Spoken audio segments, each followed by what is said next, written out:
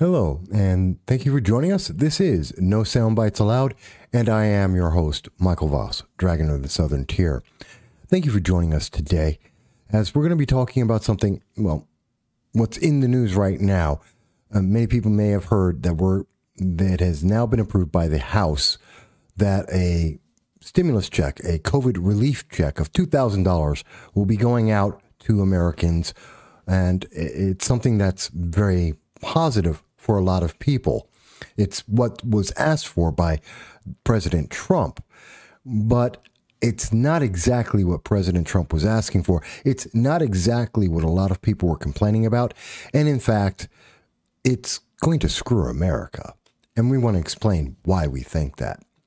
But before we get started, let's mention what we do on this program is a long-form political commentary. And every Sunday at 2:30 p.m. Eastern Standard Time, we have a live stream with you. We are normally broadcasting on Facebook, Twitter, and on YouTube simultaneously, except when the internet overlords block us, as Facebook is doing currently. And we speak with you where you can contact us. You can even call into the program and talk to us about what you think is important and what's going on throughout the nation. So with that said, let's get to what's going on. Why is it that Congress is screwing the nation? Why is America going to be worse off than we were before?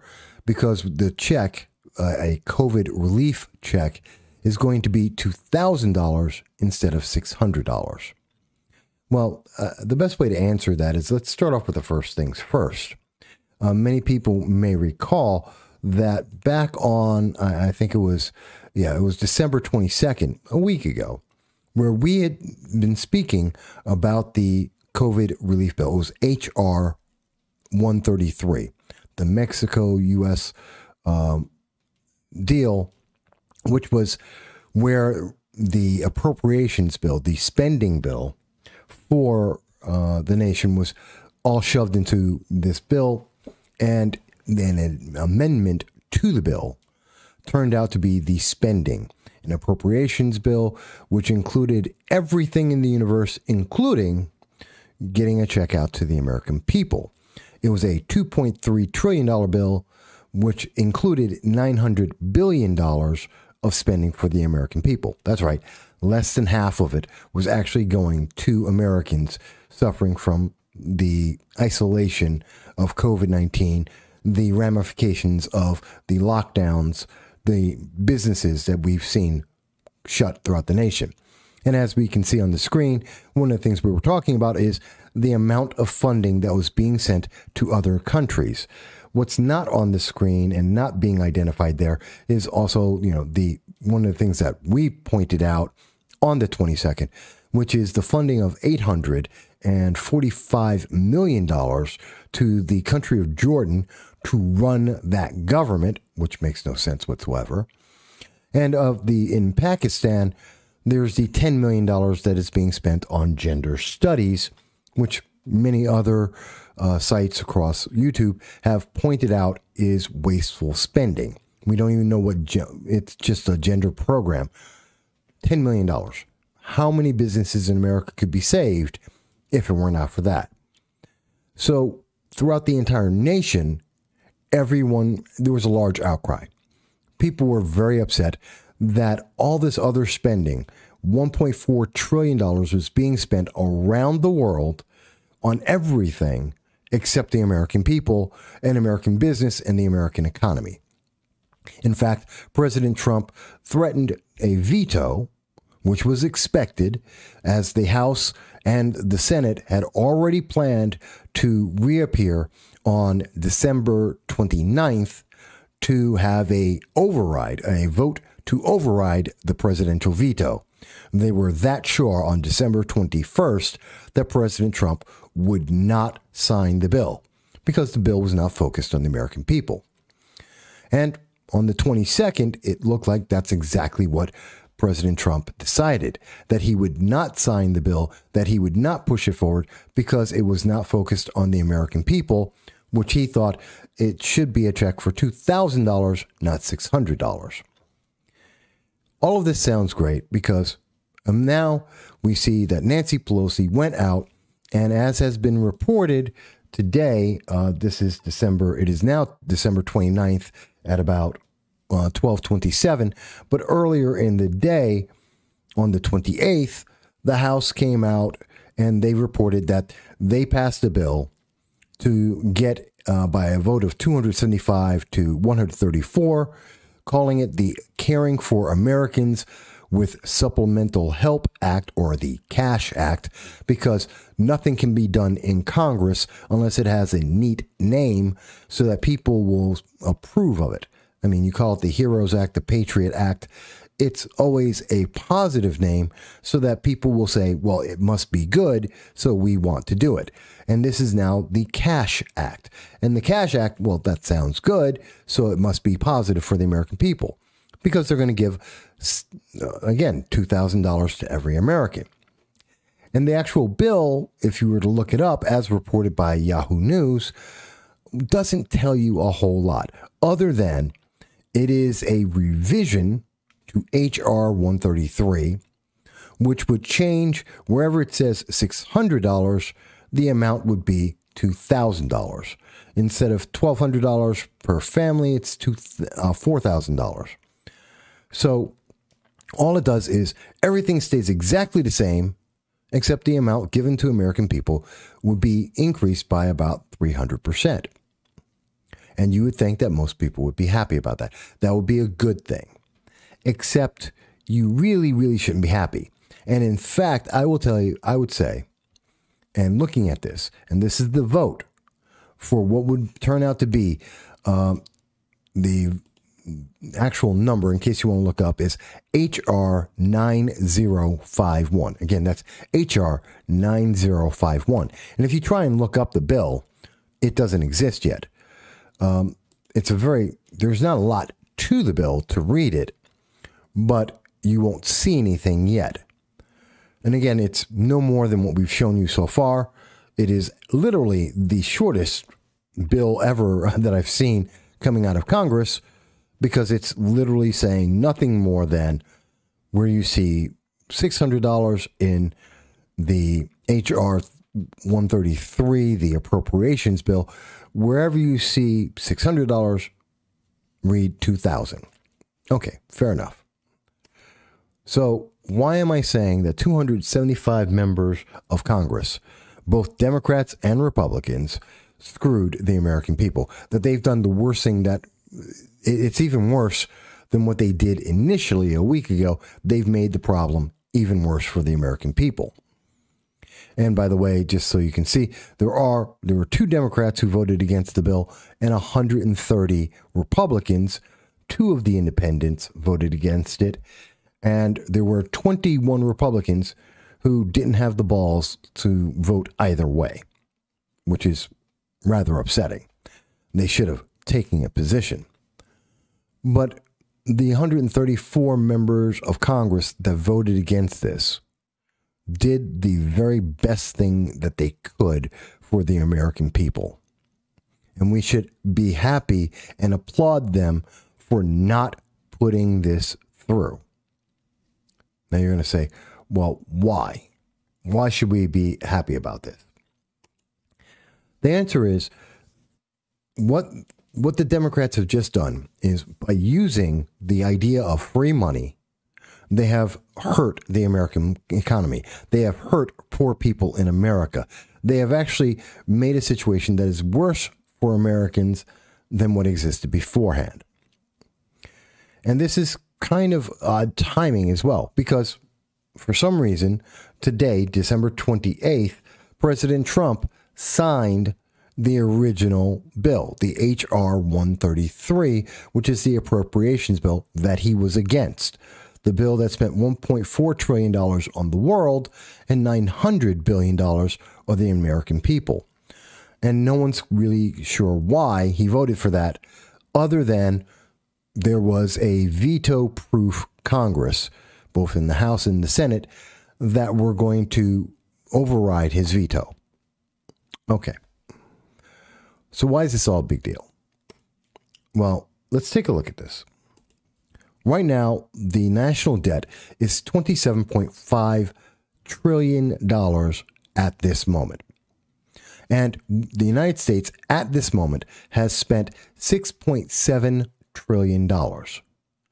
With the new increase, the new bill, if it gets past the Senate, which is unexpected, but if it were, and the American people were to get $2,000 as this bill states, then we're going to see that be $9 trillion. The United States normally on any given year spends $4.1 trillion. There is normally about $1 trillion added to the debt per year. In 2020, because of COVID relief, that amount is actually $3 trillion in 1 year, as you can see on the screen. The United States brings in about 3.4, almost $3.5 trillion. We've spent 6.7. That is a ridiculous difference.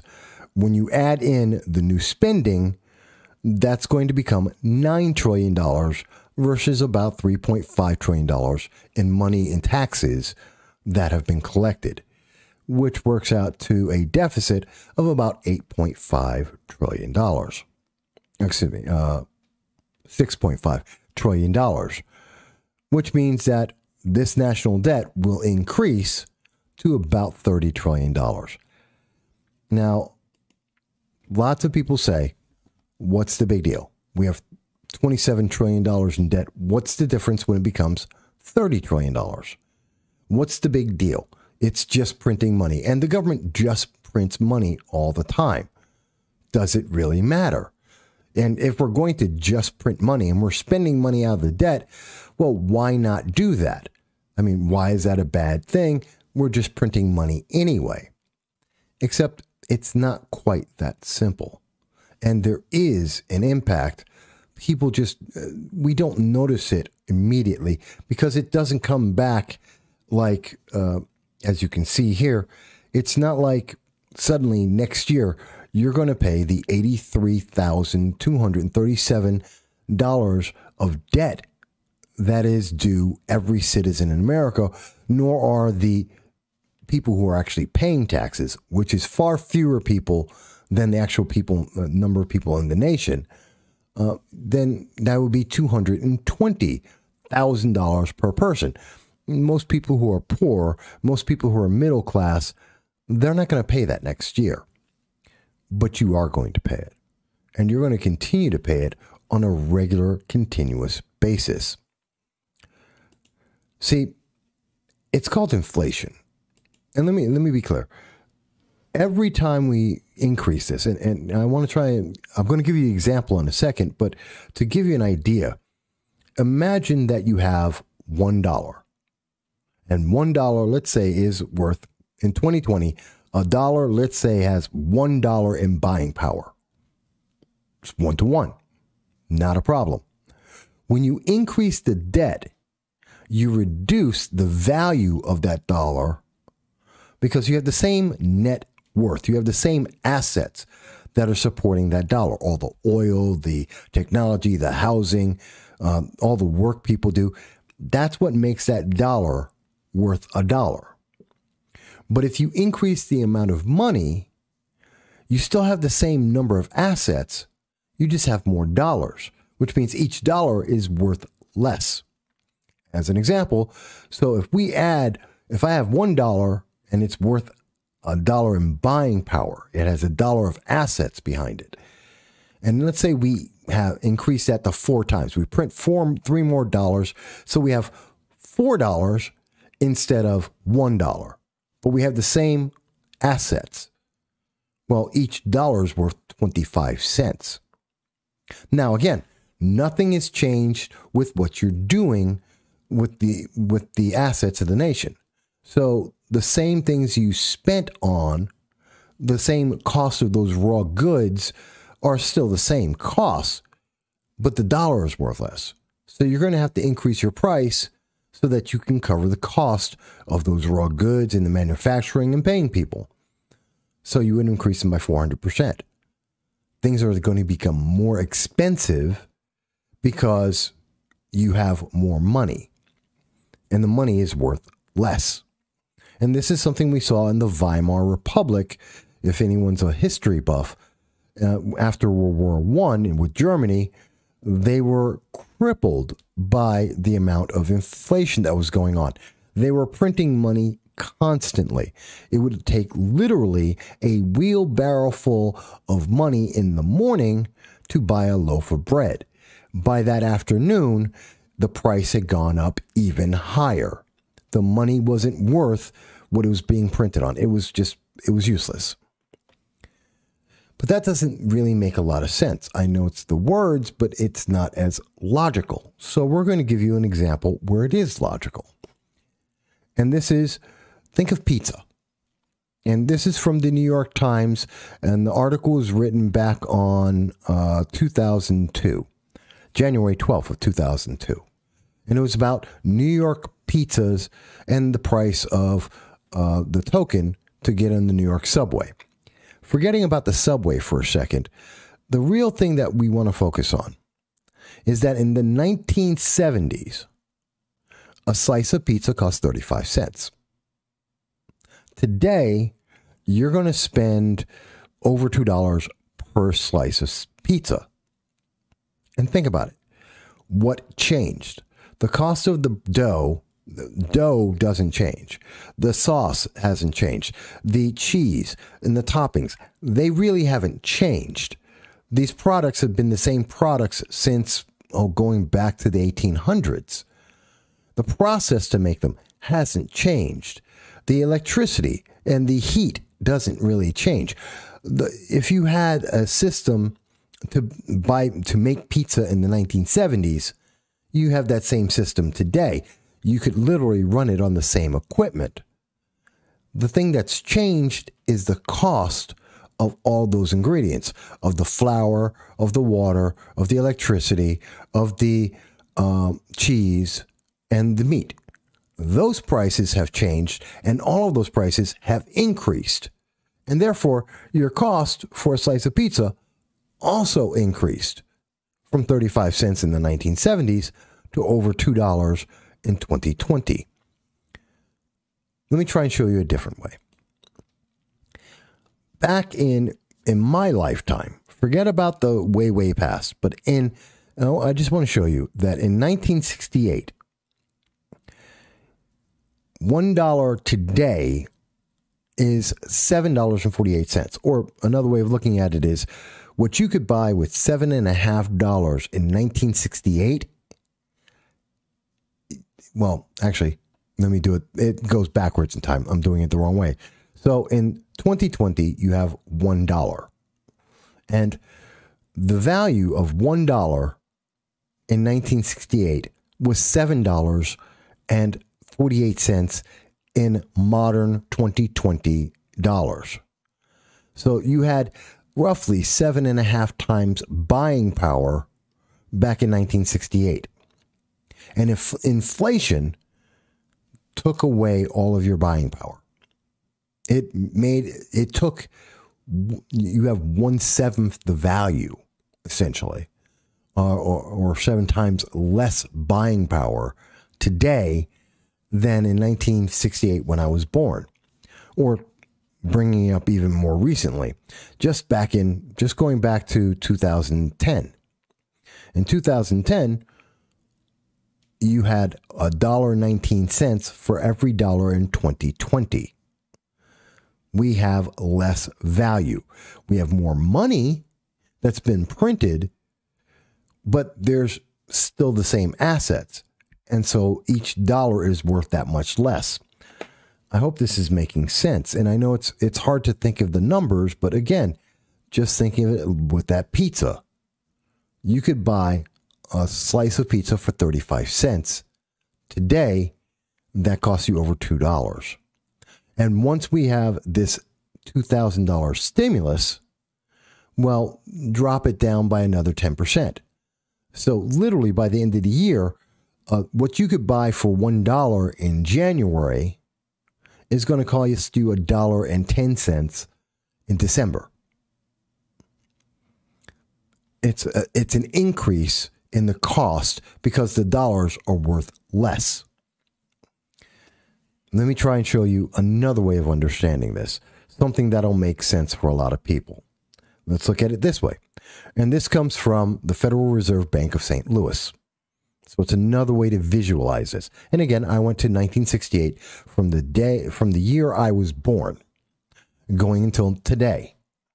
The blue line you see on the screen, that is the cost, the inflation rate, essentially.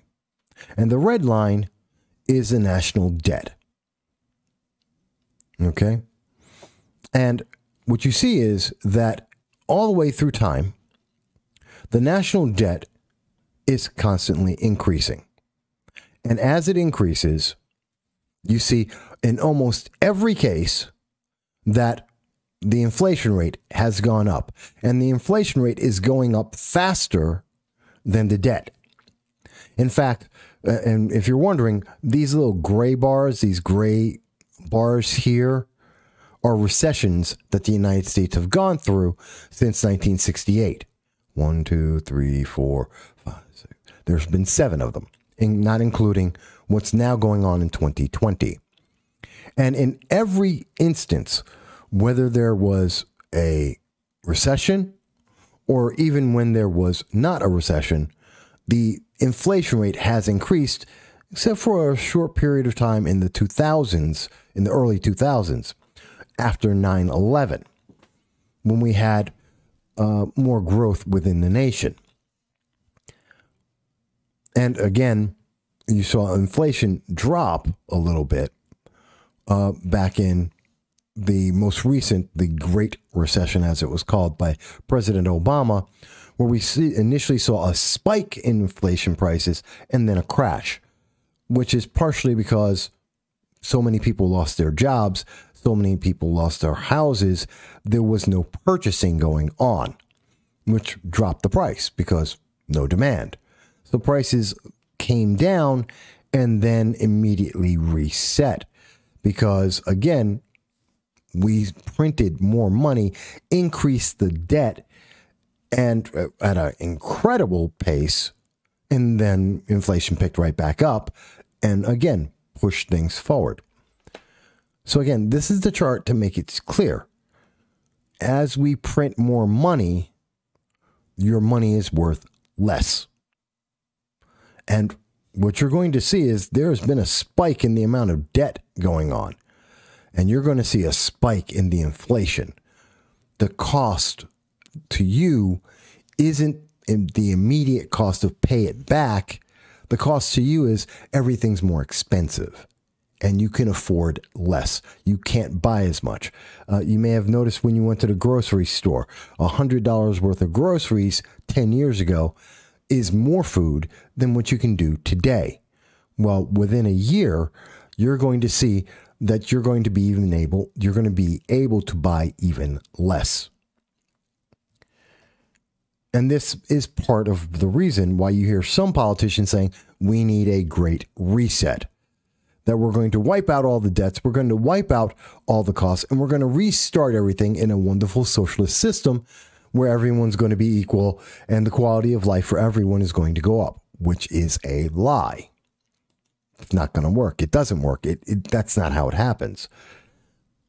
But throwing aside the Great Reset, which this is part of, what is the problem here? And the problem is, the reason why this is going up is when they added the $2,000, and again, I'll go back to what the bill actually says that the Democrats are trying to pass. The only thing they're changing is instead of trying to give the American people a check for $600, they want to give them one for $2,000. In fact, this is what Joe Biden had suggested last week, saying Congress is doing a great job and will print another check for the American people in 2021 when he takes power, which is, again, screwing the American people because the money is worth less each time we do this. Now, what the Democrats haven't said, one of the reasons why the Republicans are against this is because simply there's still $1.4 trillion being wasted around the world. The Democrats haven't changed the reason why we're spending wasteful, why it's $2.3 trillion. We're still giving Egypt $1.3 billion. We're still giving Pakistan $10 million for a gender program in their country. We're still paying the government of Jordan $845 million. We're still giving away this money. We didn't stop funding the Kennedy Center or the Woodrow Wilson Center. We're not stopping giving Burma, the country of Burma.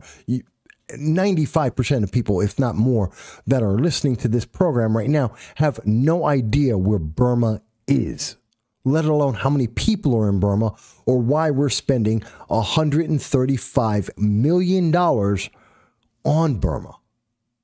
That's a ridiculously large number of money. The Sudan, we're spending $700 million on the Sudan. Most people in the United States don't know where Sudan is. I don't think most politicians know where the Sudan is. So we're still spending the same money wastefully. So again, we're not giving the American people the best thing here. We're giving them the worst thing. What Republicans wanted to do and conservatives want to do, and anyone who's looking at the math, what they want to do is they actually want to cut out the wasteful spending. Stop spending $10 million on gender programs in Pakistan. Stop paying the government of Jordan money to run their government. I do believe they have oil revenues. Why do they need the American dollars? Why are we giving $700 million to Sudan or $1.3 billion to Egypt? Let's not give them this money. And if we don't give them that extra money, well, our dollar is worth more and inflation is less. And that means things are less expensive. At the end of the day, if we do what Democrats are suggesting, and they're counting on the fact that everyone's going to say, I want $2,000. I want the free money. I want $2,000 so I can go and pay my bills and spend it on things, which I understand. But if we don't change where we're wasting money, then that $2,000 isn't worth $2,000. It's worth closer to $1,800, maybe even less. And that means you're going to spend more money. It means people who are poor are going to be even more poor, and they're going to be able to afford even less because the prices are going to go up. Democrats, in trying to say that they're giving so much to the American people, are actually hurting. They're stabbing the American people in their back. They're screwing the American people over because they're increasing more inflation. They're making the dollar less valuable. It's going to hurt more people than it actually helps over the long term. In fact, it's the worst thing that we could do. What they needed to do is go in, cut out the wasteful spending, and then give the American people, if anything, give the American people that money that they were going to spend without increasing the amount of spending, but cutting the amount of waste. And there's very few people in the news media who are going to say this to you. There's very few people who are going to say this is a negative, that this is hurting America. If you look at the article from Yahoo Money, what you're not going to see in this comment is that the American people are losing money because of the inflation effect, because we are going to be hurting our nation, that we're increasing prices and poor people are going to suffer. You won't see that reported by CNBC, by MSNBC. You're not going to see this reported by ABC News or CBS News, the mainstream media. They're not focused on that because they want you to think, oh, you've got $2,000. That's better than $600. You're doing so much better. You're actually not. And that's why I'm upset. Because it is lying to the American people and, in fact, counting on the fact that the American people don't know, that the American people are essentially stupid. That's what Nancy Pelosi is thinking. That's what Anthony Brindisi is thinking. That's what Alexandria Ocasio-Cortez are thinking. That you just don't realize you're getting screwed. And that you're going to thank the Democrats as they stab you in the back. And I should mention also the Republicans who voted for this. And there were more than a few Republicans. We have to say, there were 44 Republicans and 231 Democrats that are screwing over America, that are hurting America, stabbing you in the back. And they're counting on the fact that you just won't realize it, that you don't know that it's happening. So yeah, we're upset, and we think you should be upset. Because this is horrible. This is not the way that America should be treated. This is not helping America. And it's not doing anything except helping a bunch of politicians look good and have more power over America. But it's hurting you. Now, if someone wants to come back and explain how we misunderstand it, how increasing the national debt is a positive for America, to have $30 trillion in debt is a positive, having $9 trillion in 1 year being spent, how that's a positive, please, I would love to hear that argument. If there is a progressive out there, if there is a member of the far left that would like to try and clarify without having to say that socialism is good, but just showing us the economics and saying, no, it's actually a good thing, please do make that clear. Please tell me how it's not hurting poor people by increasing prices. Inflation hurts, and it hurts poor people more than anyone else. Democrats aren't helping you. They're stabbing you in the back. But you may disagree, and like we said, we will be looking for the comments here. We hope that if you have liked this, please do like it, share it. Most of all, please subscribe, because it allows us to reach more people, to let them know about this, and to get their feedback so that we all can learn, we can all understand, and we can make better decisions for America. So please do subscribe if you enjoyed this. And on Sunday at 2:30 p.m. Eastern Standard Time, please join us as we do a live stream talking about this and all the other issues that matter to you. And this next live stream will be the first in the year of 2021. We're looking forward to it, and we're looking forward to speaking with you. So until then, we look forward to seeing you in our next video. Thank you, and you have a great day.